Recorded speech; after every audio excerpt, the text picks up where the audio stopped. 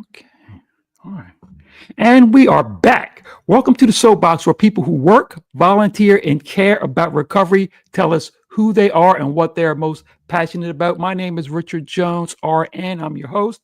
I represent Parenting Your Child in Recovery.com and the home website, secondstarts.com. That's number two, NDSTARTS.com. Today, my guest is Joe Gallagher Jr. Now, Joe is an author, he's a musician, he's a podcaster, and he has an incredible journey that I want you to hear about. And he's also, we're going to throw on top of that, he is the owner and operator of Apastioli. I messed it up again, Joe. It's all right. Apostoli, Apostoli. I'm going to cut this out. Apastioli. Apastioli. Get it right. Okay. Specialty foods, in which by the time this airs, I will have my jar at my house. Okay. Right. My things, and you said something about infused vegetables. Infused? No. Well, yes, I have marinated veggies too. Marinated vegetables. Okay. Yeah. Sounds good. Joe, welcome and thank you for being here. Thank you so much. This is it's an honor, really. Anytime I get a chance to share my story, and I hope that it reaches somebody, inspires somebody. That's it. Exactly. Joe, listen, I start the show off every time, and I want everybody to know more about you. So give me that Cliff Notes version, and feel free to talk. I want to hear some of the story. Yeah. So, I mean, I was kidnapped in the Bahamas on my first honeymoon. Okay. I was in contention for a Grammy nomination back in 2017. Got hit by a truck during the voting process. Had 2 spinal surgeries. Got out of the hospital. Got charged with attempted murder. Got charged with a series of other things. Got thrown in jail one last time, surrendered to God, begged him to give me another chance because at this point, nobody would even bail me out. And I got sober, and then I started Apastioli Specialty Foods by being of service to a group of drunks, and then got into a bunch of grocery stores, wrote the book, and now it's being adapted into a TV series. Okay, that's a lot to unpack. Wow. Okay. I want to go back to the first item. Sure. You got kidnapped on your honeymoon? Yeah. So I went on a cruise to the Bahamas. Day one, it's 8:00 in the morning. We're getting off the boat. We're on the beach, and there's a guy betting $100 that he could outdrink any of the tourists. So, of course, being the knucklehead I am, I took him up on the bet. 22 shots later, I lost the bet and was in a blackout. And at the Hard Rock Cafe downtown Nassau, me and my ex-wife were having brunch. I go outside for a cigarette. Some dude was selling weed. They told us not to go off the reservation, but I don't listen to rules that well. And I went with him for on a bus ride into the middle of nowhere.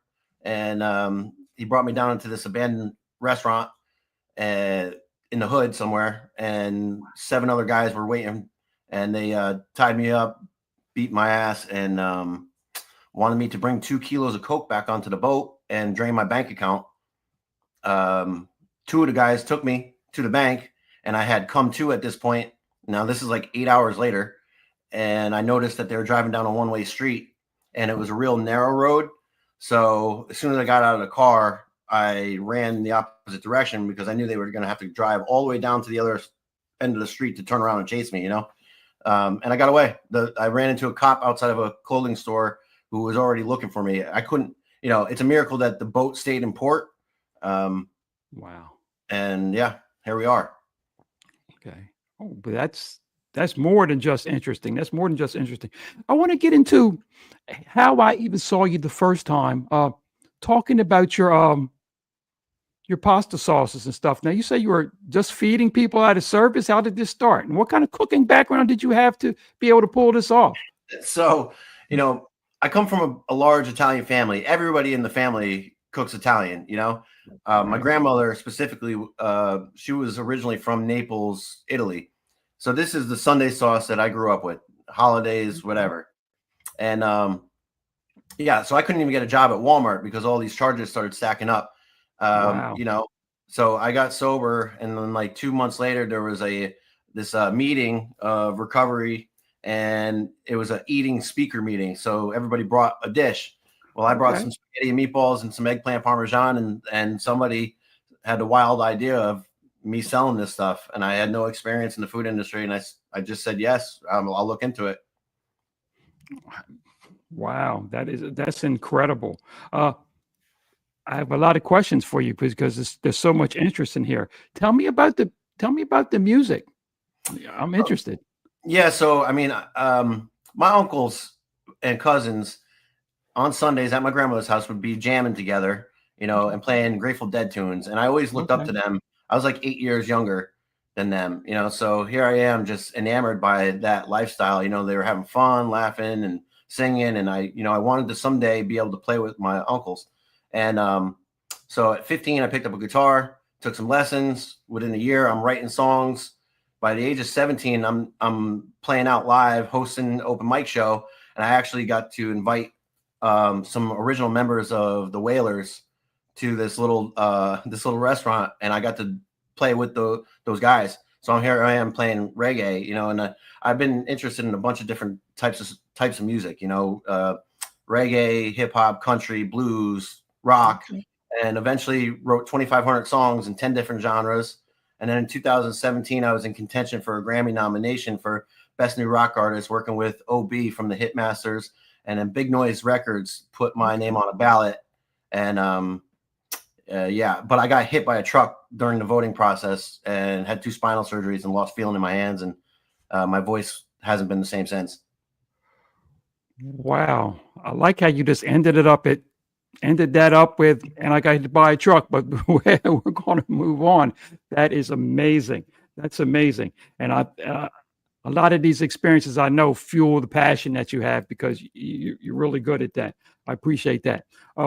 Before we go on, remember, everybody, check those show notes. We're going to give you everything about Joe's the pasta sauce business. I want you to know about some of his other projects, which we are getting ready to discuss, because I want to hear more about it. The passion and the mission is what we're here to find out. So that's what we want to talk about. But before we go on, I also want to alert everybody that inside the show notes with Joe's information, contact information and everything, is going to be some things about parenting your child and recovery.com. If you have a young adult, ages 17 to 24, at risk, in trouble, or in the rehab process, is a non-clinical option. So check that out. Joe, this is what I want to do right now. I want to put you up on the soapbox because I want to hear about your passion and your mission. This is where I get to hear what you've got to say. The first thing I want you to go over with me, because we talked about this, was your thoughts about service. Yes. I find it very interesting. Tell me about this. So they told me when I got into the rooms of recovery, unity, service, recovery, which the service part of it I missed for decades. In and out of the rooms, I would get a little sobriety, little serenity, feel good again, and then rip it all down to the ground, drink again, and be back out off to the races.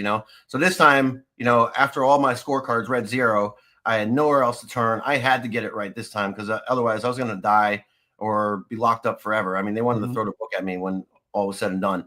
So I had to get into service. So I got through the 12 steps as fast as humanly possible with a great sponsor, and started helping people, started helping guys, and that's when the program really came to life for me. Like, I really started to heal, and more miracles started happening. So it was an act of service, bringing some spaghetti and meatballs and eggplant parmesan to this meeting to feed these people. That's what sparked the Apastioli Specialty Foods operation. I agree with that wholeheartedly. One of the things I try to teach when I'm working with somebody is that the act of service is a healer. Yes. It's a healer. I mean, it's the term I like to use is the right kind of selfishness. In other words, yes, you are doing something for other people, but you are more than likely you're doing stuff for yourself. So you can get both in one shot, and it's very healing and very comforting. So I'm glad you talked about that. Something else I want you to go over for me. it's a saying that I got off some of your content. Okay. Okay. Without the vine, the branch can't survive. Talk to me about that. Yeah, so I have to be connected to a power greater than myself. I need a source of power because lack of power is my dilemma. Okay. My whole life seeking outside external things, achievements, accolades, recognition to fill the hole in my soul. I didn't realize that I suffered from a spiritual illness, so I had to tap into a power, which is divine. Okay. They say in the Bible, Jesus is divine, and we get to bear fruit if we stay connected to the vine. Mm-hmm.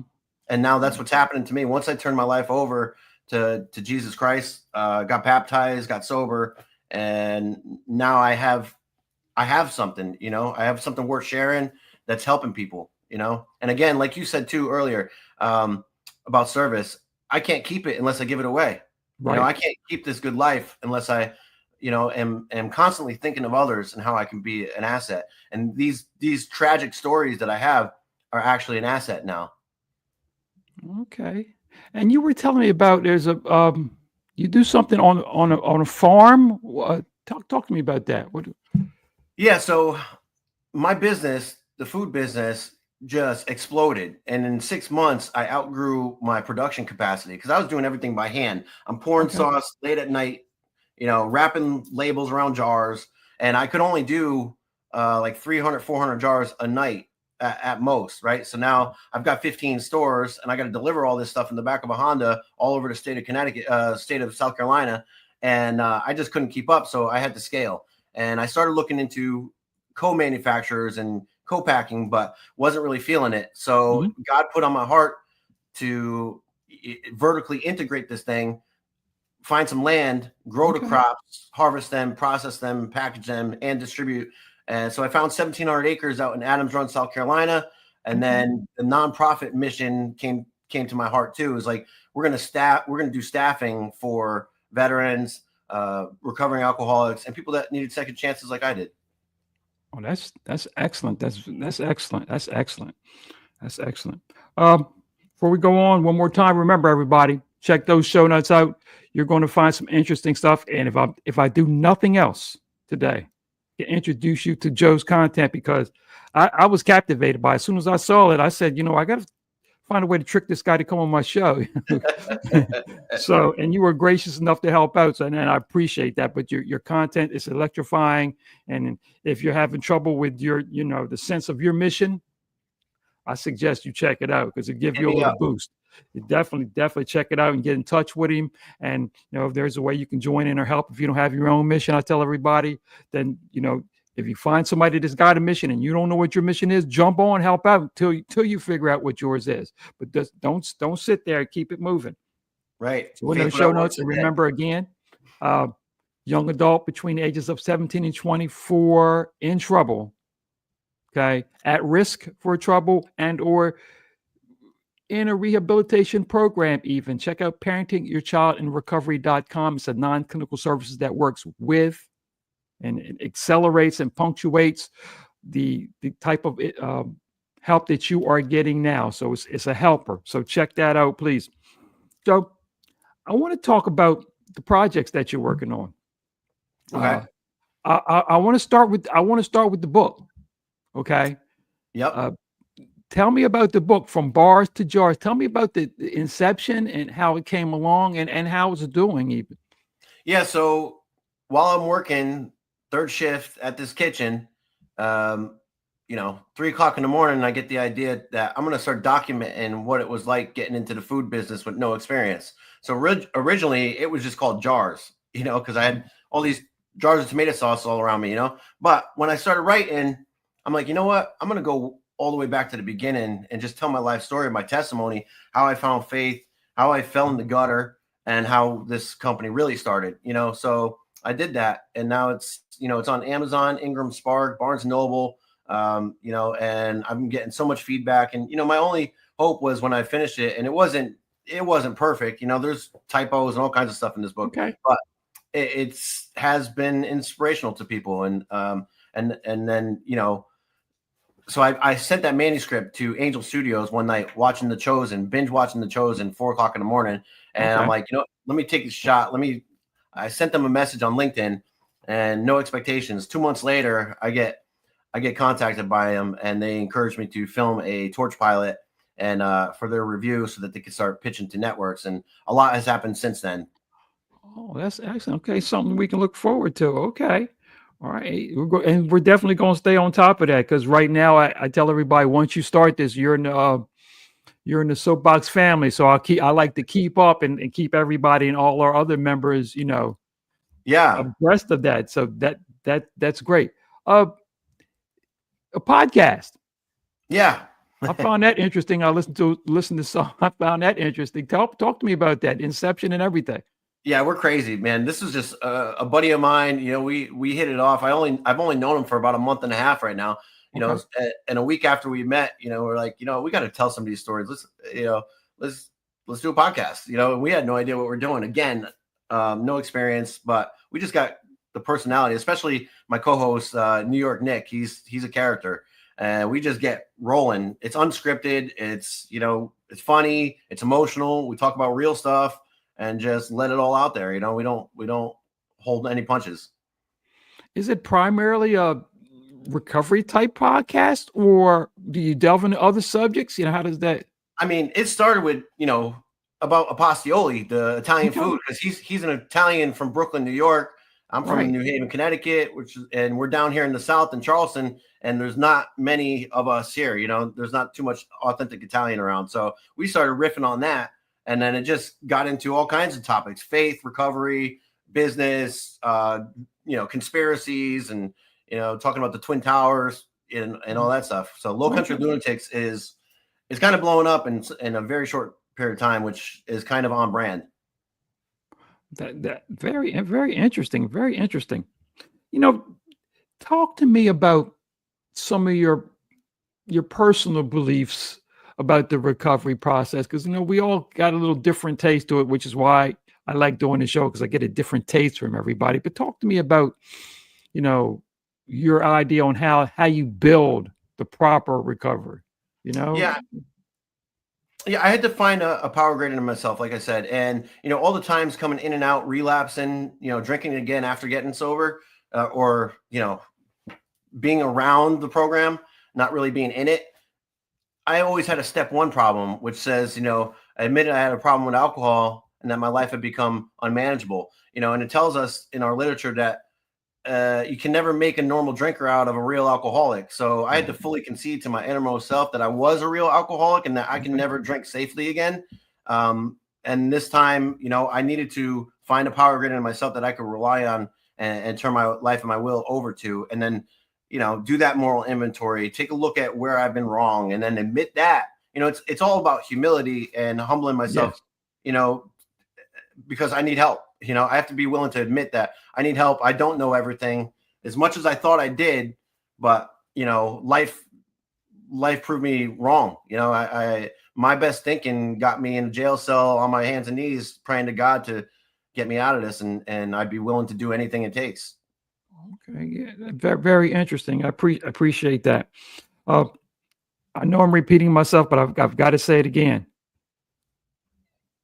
The content's so real, and it's so obvious. Even if you don't know the story, it's so obvious that this is not one of them deals where you decided to come on and see if you can make a couple bucks. This is coming from the inside out. So it's extremely appreciated, especially by somebody like me who's just an old jail nurse trying to help somebody. That's all we are. So I want to ask you about, I'm gonna have to cut this part.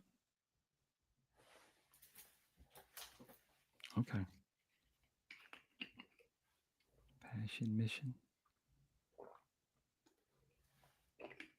All right. I think I'm going to have to cut, because I think we got all of it. Joe, listen. Yes, sir. I want to, again, let everybody know about the show notes to check out Joe. I've got to give you the links to his things. I'll give him to give me some more notes, because I really want you to dive into this. I think this is one of the more important casts I've had. even if you don't think it is on the top, you will see once you check out the content, you'll see that this is where we all really, this is where we want to go. So I want to thank you for coming Hey, on.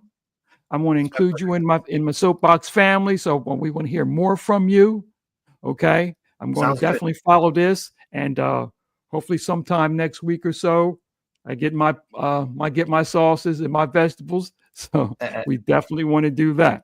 We'll make it So happen. right. So again, thank you very Thank you. much.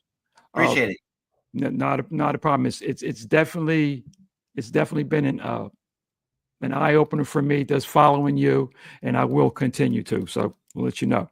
Well, God bless. For Thank you, my brother. No, definitely for myself and Joe, I want to remind everybody, please remember, let's get out there and help somebody get better, help somebody stay better, and most importantly, help somebody be better. Hmm. Thank you. Thank you very much. Thank you. Okay.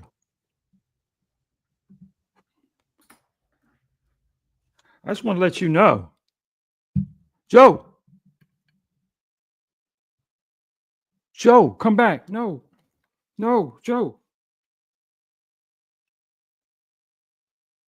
Joe, come back. Joe.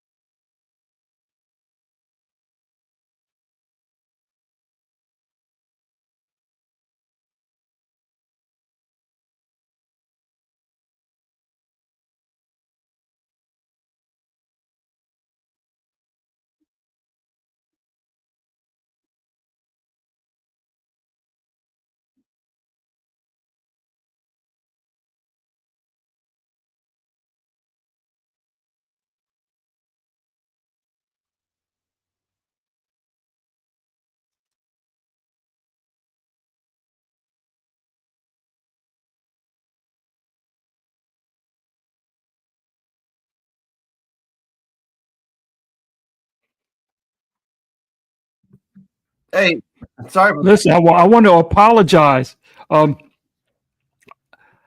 First of all, no excuses, but hurt my back the other day, and I got through this, but my back hurts. Oh, So I yeah. wasn't really thinking properly, and I was having a hard time with my concentration. But what I forgot to tell you was that don't leave right after we get done, because that's just for them. But for me and you, I need to close the show out on the recording, so it's got to upload. So I looked up and you were going. I said, "Oh my goodness gracious, I didn't tell him not to go." So actually, I'm still recording right now. Okay. I didn't want to take it off. So I'm going to close it down now and let it upload. Then I'll let you go. Okay, hold on to me. Okay. But I said to myself,